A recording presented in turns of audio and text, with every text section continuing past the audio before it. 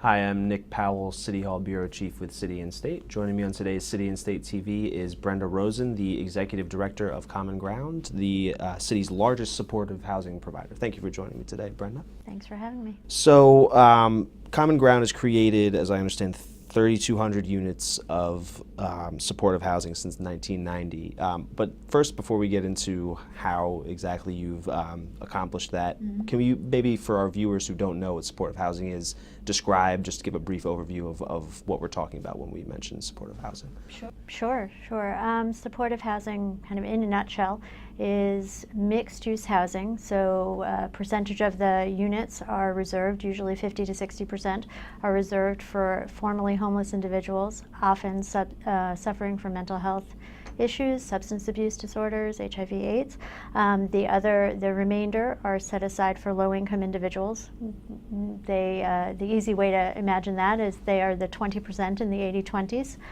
And supportive housing has on-site supports. So we wrap you in the supports that you need to enable you to succeed in housing. Interesting. So how, to that end, I guess, how has Common Ground been able to, create and provide 3,200 units of supportive housing over the last 20-some years? That's quite a high number, I feel.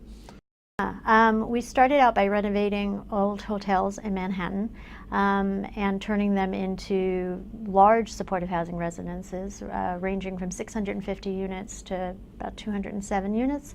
And for the last several years, probably the last 6 or 7 years, we have embarked on new construction and built supportive housing in downtown Brooklyn, in Brownsville, in the South Bronx, and on the Lower East Side of Manhattan.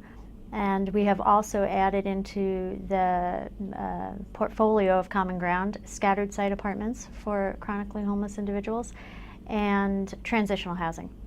The other kind of piece that I'd be remiss if I didn't mention is that we are the largest provider of street outreach services in Brooklyn, Queens, and about half of Manhattan. So many of the people that we meet on the streets every day and work with end up coming through Common Ground transitional housing and into Common Ground permanent housing.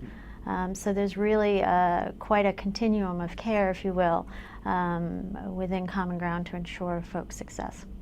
Now, Mayor de Blasio has specifically cited supportive housing as a tool to be used to reduce homelessness. So I'm curious, with the release of his executive budget last week, how much funding specifically is going to go towards supportive housing as part of the budget? And then we could also talk about the affordable housing plan. Sure.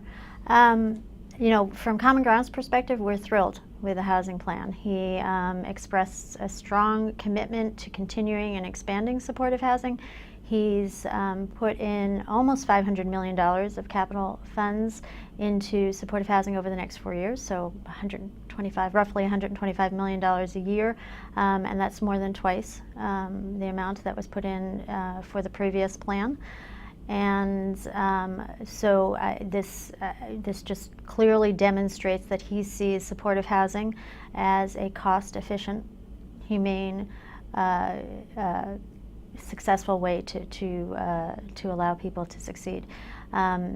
Part of the kind of the detail that has not yet ironed out is that we are working towards and hoping for a successor to the New York 3 agreement, which is the city and state agreement to provide services and capital to supportive housing.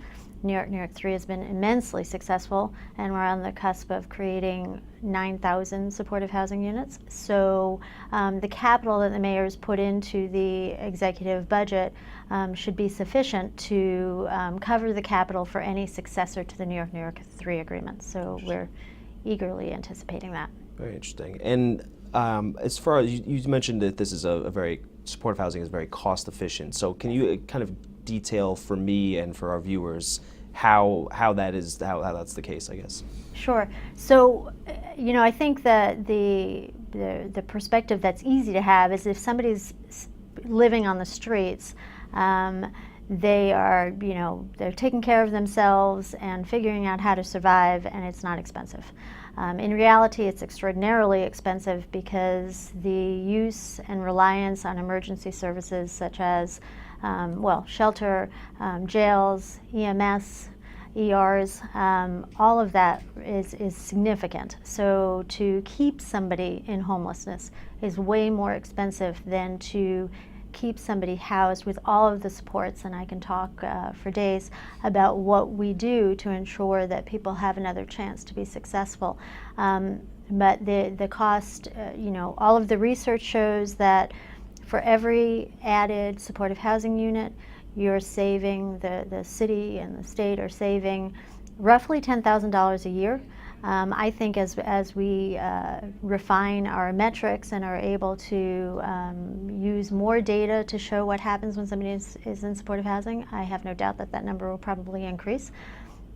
So for somebody to come into supportive housing and receive all the services that they do and live in a decent apartment and give them an opportunity to contribute back to society, the total cost for that is the highest kind of range is about $24,000 a year, substantially less than it is to keep somebody out on the streets. Interesting. And I also understand in the mayor's budget that there are programs to assist HIV, people living with HIV and AIDS. Could you talk a little bit about those programs? Yeah, I mean, the mayor's made a commitment to ensuring that people with HIV and AIDS are not paying more than 30% of their income towards rent, which makes complete sense. We all know that if you're paying more than 30% of your net income towards rent, you're going to be burdened. If you're paying more than 50%, you're going to be severely burdened. It becomes exponentially more difficult to remain in housing when you have to use so much of your net income. So he's made a commitment to that. He's also committed with the state to implementing a rental subsidy for working homeless families. And that's obviously going to be well received because the large proportion of families entering shelter are well below the 30% AMI threshold. Normally with programs, when you work with HPD to build supportive housing, you're not able to reach people at such low income levels. So to have a rental subsidy for these families that will bridge that gap will allow them to be able to pay a reasonable rent and not return to shelter. Great. Brenda Rosen, the Executive Director for Common Ground, thank you for joining us today. Thanks so much.